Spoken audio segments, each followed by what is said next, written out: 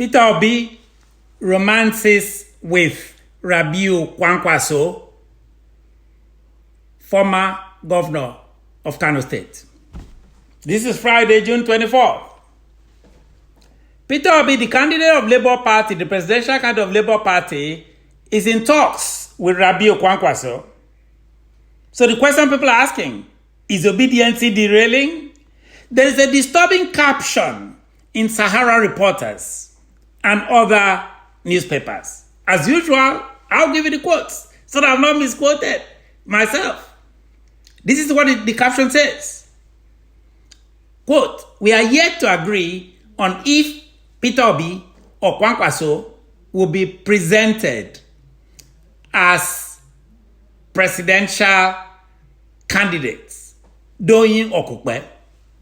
That's from Doyin Okupe, whose name was sent as the number 2 to INEC for the Labour Party. Let me remind everyone, before delving into this proposed merger between Peter Obi and Rabiu Kwankwaso's party, I'll do this as usual by quoting Rabiu Kwankwaso in the Northern Control Trust newspaper. In fact, it was carried on Trust television.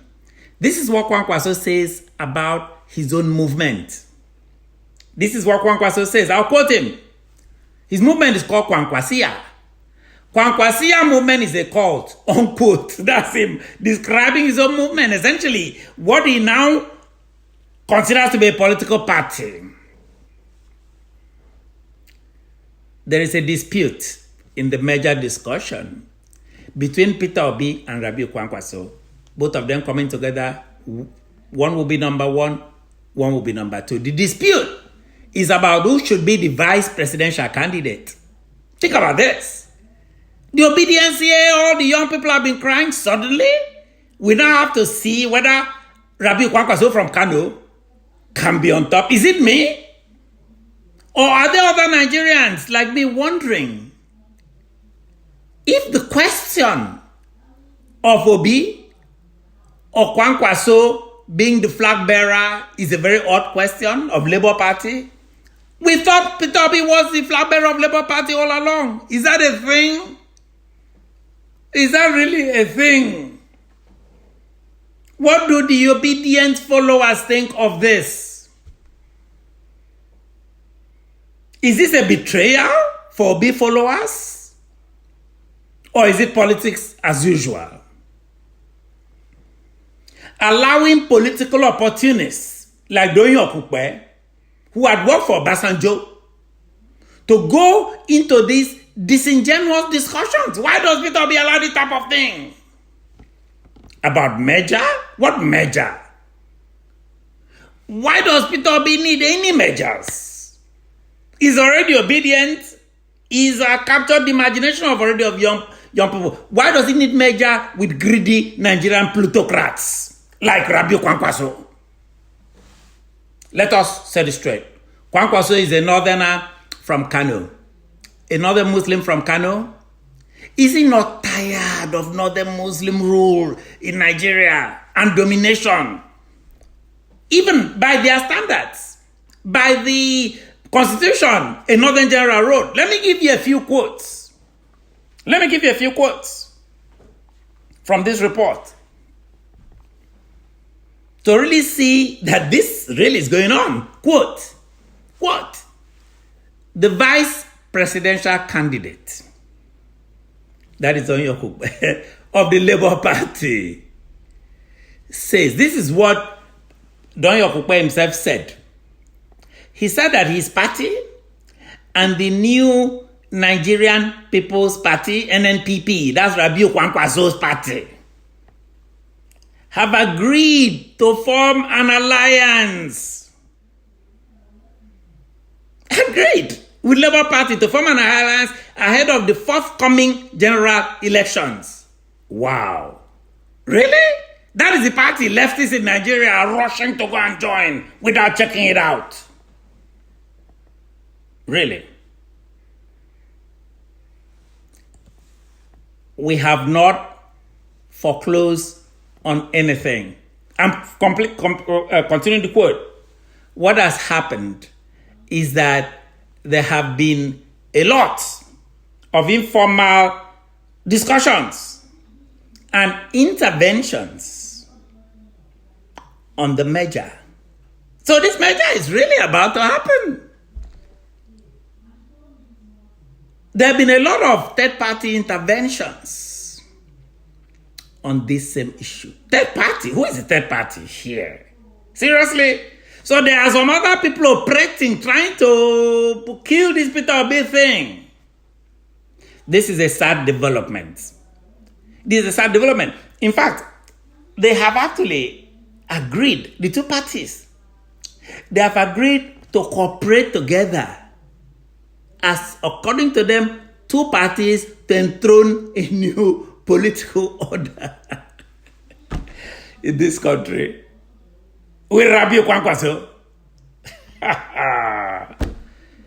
They have agreed to work together politically and constitutionally. They have agreed to have one platform on which, according to them, a national grand alliance can be built in pursuit of the same goal. Really? Wow.